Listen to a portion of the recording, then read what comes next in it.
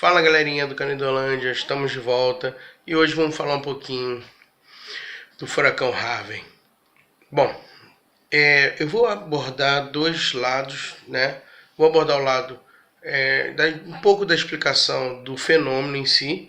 Não vou me aprofundar na explicação porque não dá para falar de furacão em poucos minutos. Até daria com mais calma, mas seria um vídeo à parte. Mas só para entender, e depois a gente vai ver as consequências políticas, sociais e bem polêmicas desse furacão. Bom, vamos lá explicar rapidinho. Furacão é um sistema de baixa pressão, certo? Que ele nasce, no caso, no Oceano Atlântico, no Atlântico Norte, tá? Esse sistema de baixa pressão, às vezes, quando ele nasce em outros lugares, tem outros nomes, como tufão, lá no Japão, né, no Pacífico, assim vai, ciclone, e assim vai. E esse sistema, ele tem a capacidade de criar, né,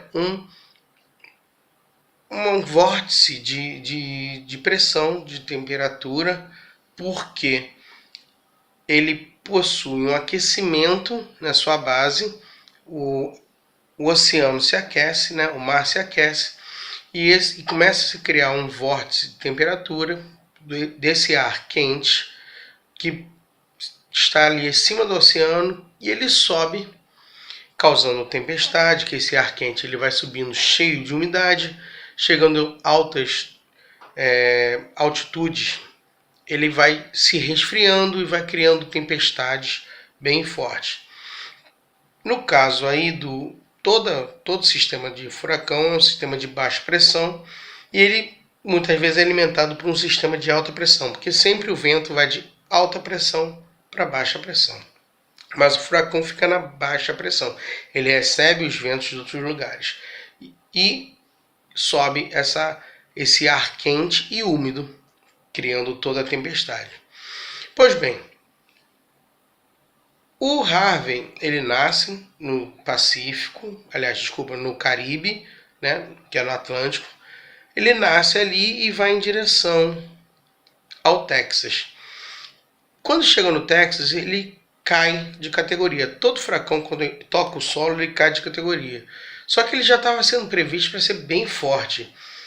A previsão, e eu vou deixar os dados todos aqui, de todos os dados de previsões, de dados técnicos, é que ele chegaria a 3, né, na escala de furacões, e ele chegou até mais do que isso, ele chegou a 4. Por quê? Ele entrou no Texas, ali por Porto Roque, Roque Padre, alguma coisa ali mais no sul do Texas, e entrou na semana passada, e saiu e ganhou força e entrou de novo em Houston.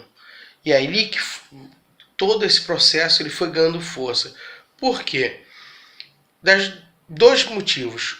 O oceano ali estava muito quente, o que fez ele ter todo esse sistema de baixa pressão, o ar quente subir, levar muita umidade para a altitude, e ainda mais um agravante, quando ele entra no continente, ele não se movimenta, ele não se desloca em alta velocidade, como geralmente vários furacões o fazem, ele fica parado.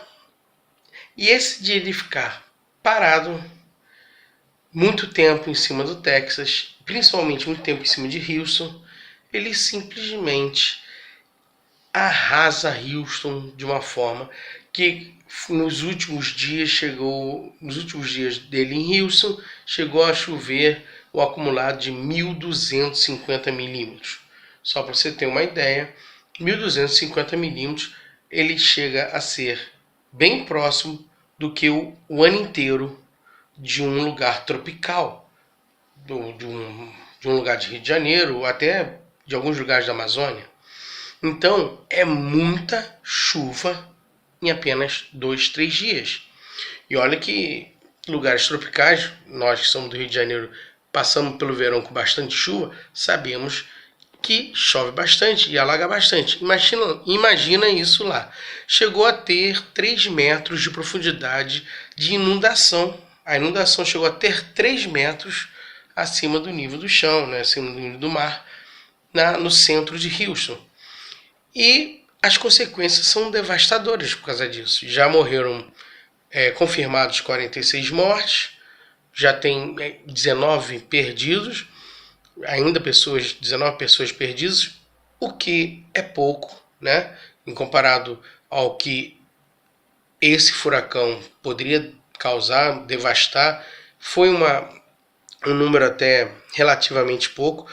Lógico, o ideal seria que ninguém morresse, 0 mortes, né? Mas além desses dados, os dados de prejuízos e os dados sociais que são alarmantes. Temos mais de 100 mil famílias desabrigadas, né?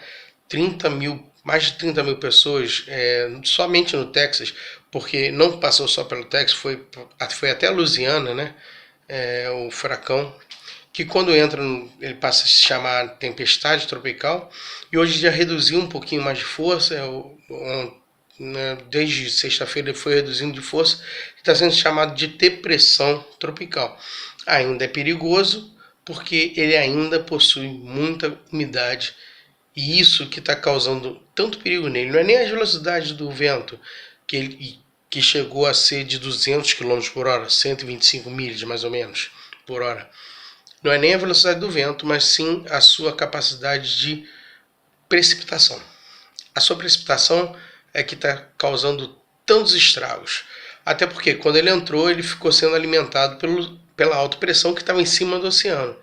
Então, tudo isso causa também todo esse impacto. Agora, algumas consequências disso tudo. Bom, primeiro ponto, é inegável, e a gente vai começar a pensar aqui, é inegável que esse grupo ali do Texas é politicamente comandado por um grupo republicano, né? Principalmente grupo bem que apoia fortemente o Trump. Caraca, deu branco, mas eu não vou cortar, então é assim mesmo. O grupo que apoia Donald Trump. O principal líder do governo no Senado é senador do Texas, Ted Cruz. Senhor Ted Cruz. Um cara ultraconservador, super defensor do Estado mínimo, que não deve se ter tanta presença do Estado, foi contra o Obamacare, é contra todas as atitudes de mais intervenção na economia, mais intervenção do Estado, que o Estado regularize ou que investa em algumas coisas.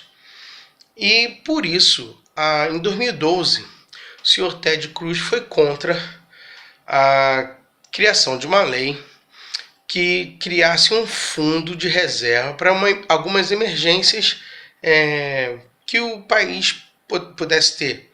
Emergências climáticas, emergências, etc. Pois bem, por que em 2012 essa lei foi tentaram passar essa lei, tentaram votar essa lei? Porque em 2012 teve o furacão Sandy, se não me engano foi o Sandy, em Nova York, em Nova Jersey. E aí ele foi contra. Agora ele comanda e pede dinheiro ao governo Trump. O mundo dá volta. Aliás, para esse grupinho que é meio terraplanista, eles acham que não dá volta, mas o mundo dá volta. E hoje ele está pedindo. O que é bem engraçado, né? Algumas questões aí. Esse grupo, né, não são todos, lógico, o grupo da direita dos Estados Unidos, os republicanos, é desse grupo que nasce algumas das coisas mais bonitinhas da política mundial, como, por exemplo, que o aquecimento global não existe. Que interessante! Parece que o aquecimento global, toque, toque, toque, bateu na porta deles. Estou aqui, tu diz que não existe? Toma na cara. Estamos aqui. Infelizmente, quem paga é o povo. É o povo que paga por causa desses políticos idiotas, dessas teorias idiotas. Porque não existe aquecimento global, o Estado não tem que se meter em nada. A teoria ANCAP, né? Anarcocapitalismo, não se meta em nada disso. Eu discordo totalmente dessa teoria, anarcocapitalismo. Não estou dizendo que o Estado tem que estar presente em tudo, tá? Você tem concessões que, lógico, o Estado tem que estar presente, mas a maioria das coisas, algumas coisas, né? Você tem que tudo relacionar. Tudo tem que ser ponto a ponto, nada tem que ser radical. Apesar do querido aí, a Rafael, né, dos Ideias Radicais, achar que tudo, Ideias Radicais, que é o canal dele, né? Tudo, nada, o Estado tem que estar metido. Aí você se pergunta, se o Estado não estiver metido, como você consegue salvar essas pessoas? Como que você consegue que mais de 100 mil pessoas, 100 mil não, quase 1 milhão de pessoas, 100 mil famílias, resolvam esse problema? Não só as famílias, mas a própria cidade. A estimativa é que o Texas, né, ou o Texas, não, a questão do furacão, receba, principalmente o Texas, uma estimativa de mais de 100 bilhões de dólares para se reestruturar, para reconstruir. Aí vamos fazer só uma comparação. 100 bilhões de dólares. Ah não, o Estado não tem que entrar, tudo é iniciativa privada, a iniciativa privada tem que resolver tudo. Então tá, vamos imaginar o cara mais rico do mundo. Ah, então, o cara pode doar para resolver. O cara mais rico do mundo, Bill Gates, atualmente é o Bill Gates, com 89,8 bilhões de dólares. Peraí, 89,8 bilhões? Ih, rapaz, só para consertar o Texas vai ser mais do que a fortuna do cara mais rico do mundo? Tá aí, né? O que adianta ser rico? Não adianta. Porque um cara não vai fazer diferença. Mesmo o cara mais rico do mundo não vai fazer diferença. Se você não tiver a presença do Estado para resolver esses problemas, não adianta nada. Grandes desastres é uma coisa comum no Brasil. No Brasil não. No Brasil e no mundo. Até que no Brasil nem tanto. Até ainda bem, né? Porque se a gente fosse precisar do Estado, a gente estaria ferrado. Mas desastres acontecem. Mesmo assim, aqui ainda temos, né? Mariana, né? Tivemos o ciclone, né? O Catarina, lembra disso? Que também tivemos aqui ter a presença do Estado. Friburgo, com aquelas chuvas, lembra também? Tivemos a presença do Estado. Podemos até ter em menor proporção, mas temos também nossos problemas. Então, e aí? Você vai eliminar o Estado disso? Claro que não. Bom, olha, duas coisas que a gente já falou que tinha relação, né? Anarcocapitalismo e aquecimento global. Engraçado, esse grupo que nega o aquecimento global foi o grupo que foi atingido.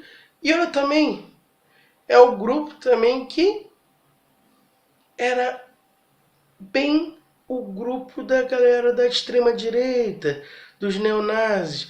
E aí me lembro uma publicação que saiu dia 30, do Charlie Hebdo.